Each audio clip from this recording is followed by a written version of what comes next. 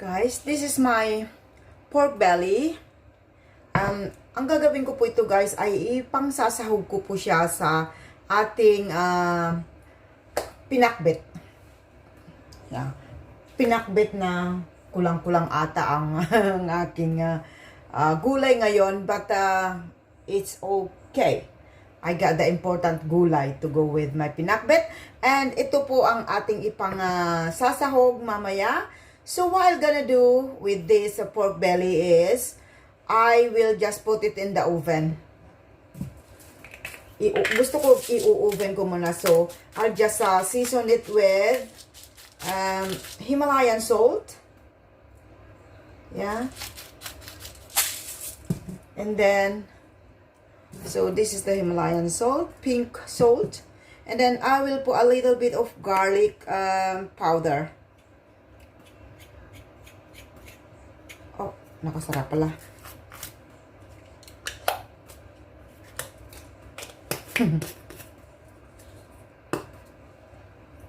Oh. Ang padami. Okay. So, ano lang natin. Lamas natin para ma-distribute yung ating seasoning. Yan.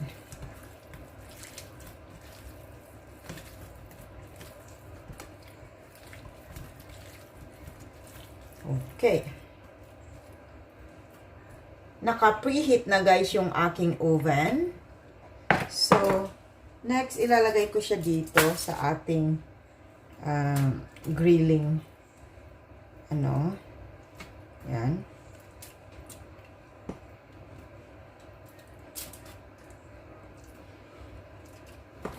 Okay.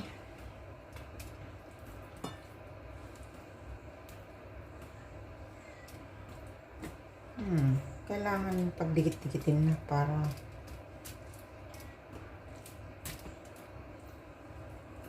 ayaw talaga. Okay, so like that. And I will then put in the oven.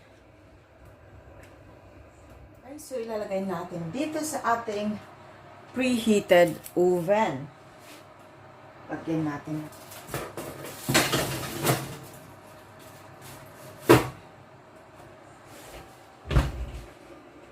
Okay. And then for the meantime, I will then prepare my vegetables. Okay guys, so ito na po yung pork belly kanina. So, naluto na. Ngayon, hiwa-hiwain ko na. And then, atin nang ihahanda yung ating pang pinakbet. Madali lang to. Yung Tita Ching kitchen pinakbet style is parang it's just like one pot ang aking ginagawa pag nagpakbet ako. So, ito, hiwain ko lang to guys. Tingnan natin. Mainit pa guys. Look, umuusok pa.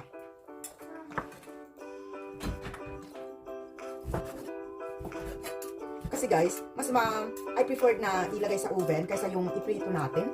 Kasi pagka iprito natin, mas madaming, tawag dito, yung oil na naman. O yung pa naman, inaano lang nila. Hindi na nila niluluto yung karne pag sila yung nagpinakbet. Diretso na. Pero iba yung style ni Tita Ching. Yan, parang chicharon ko.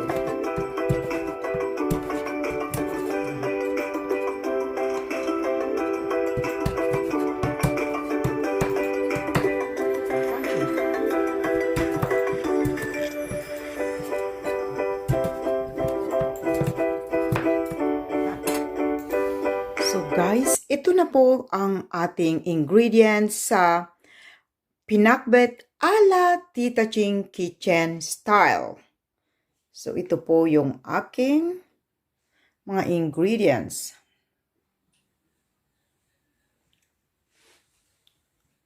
Ginger, onions, garlic, Ampalaya,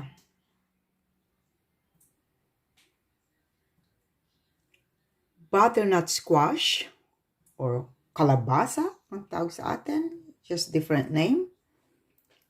Pork belly na oven.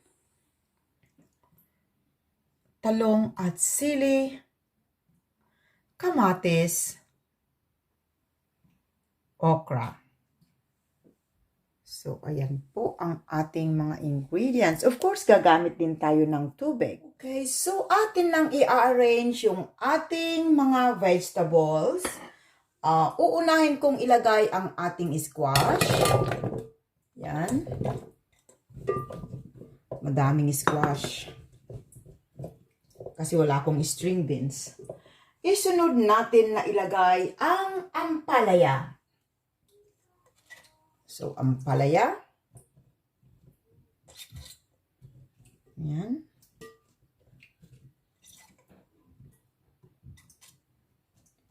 Yan. Susunod ang okra. Yan. So, isunod natin si okra.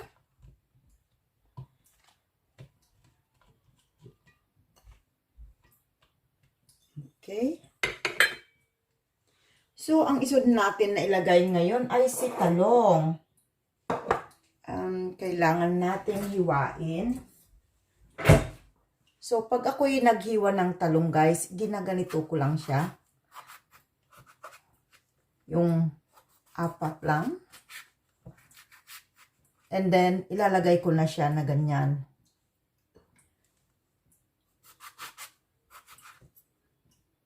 Remember guys, this is Tita Ching kitchen style.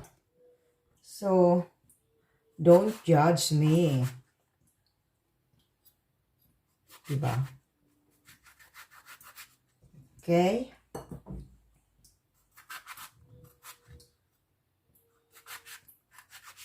There we go.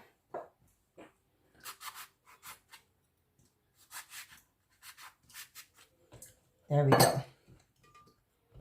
Okay, so, ilagay na rin natin yung ating sili. Ayan. Yan, kakaiba ang aking pakbet, may sili. At so, tomatoes. Lagay natin ang ating tomatoes sa ibabaw. Para pagka naluto, guys, yung mga spices, di ba, babagsak sila sa baba. Ayan, yung kanilang mga spices. Kaya, inilalagay ko sa taas.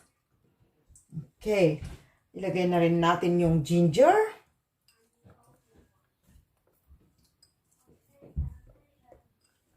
Ayan. Garlic.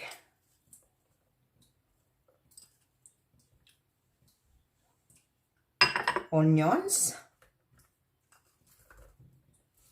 Yan.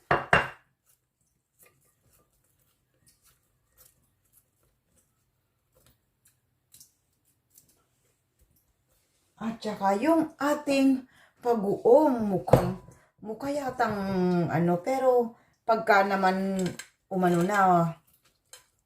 mangunguluntoy na yung mga gulay, tama na lang yan, din yan. Okay, so ilagay na natin yung ating ala chicharon na pork. Lagay natin sa taas. Yan. O, diba? At saka ito ng ating bagoong pinakataas. Yan. More on Pinakbet Tagalog, guys, kasi ang pagkaiba ng Pinakbet Tagalog at Pinakbet Ilocano ay pag Ilocano, ang ginagamit namin na bagoong ay yung isda. Pagka Tagalog, ito, shrimp paste ang ginagamit. Pagka Tagalog, pinakbet. Yun lang ang main difference, guys. And then, lalagyan ko ng water. Konting water lang, guys. So, pinakuluan ko na. Lalagyan ko ng half cup of water. Ayan, mainit.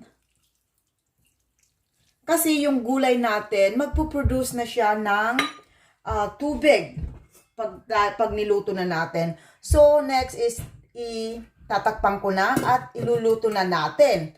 Ayan. So, isasalang na natin, guys. Ayan.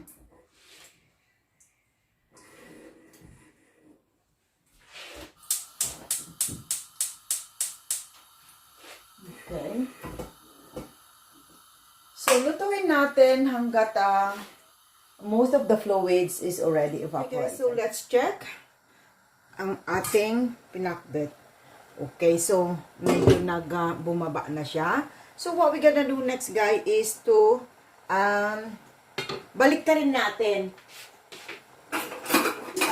Iklit lang.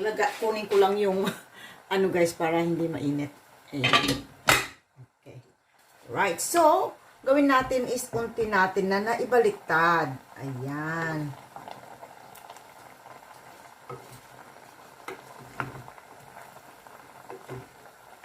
Okay. Para punta naman sa iba ilalim yung iba. Ayan. Wow. Really like ang gusto ko talaga, guys, ang pinakbet, napaka-healthy. Okay. Ang ating kalabasa ay luto na. Sarap.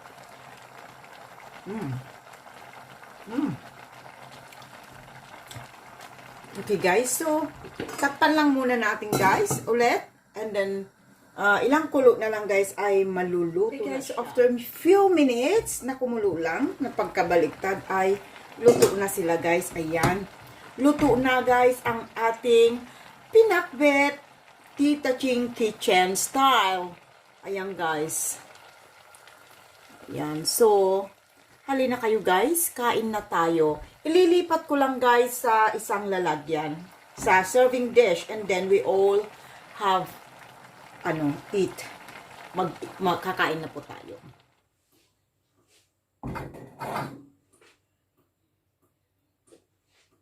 Ito na po ang ating pinakbet ala Tita Ching kitchen style. Yan. Halina kayo, guys. Samahan nyo na si Tita Ching para kumain tayong lahat. At i-shoutout ko po ang aking mga channel members. Papasukin na natin sila. Eto na po sila. Special shoutout sa ating mga channel members: Almi TV, Theus Vlog, Bells Japan, Lucy Takuban, Shy Heart Explorer, Cecilia B. Ireland, Bianca Puppet, The Beef Channel, Nurin EY, Rudes Lagura, Kuya Pards, Nodemar Sonyo Vlogs, Dominador Soltes, Arnel Monilon, Kuya Mo Aris, Engineer Marty, Louis Fernandez, My Cuisinera Pampanga, Bam Bam Hermes, Lolito Vlogs, and Rusa Wagner. Thank you for watching. See you again tomorrow in my next video. Keep safe.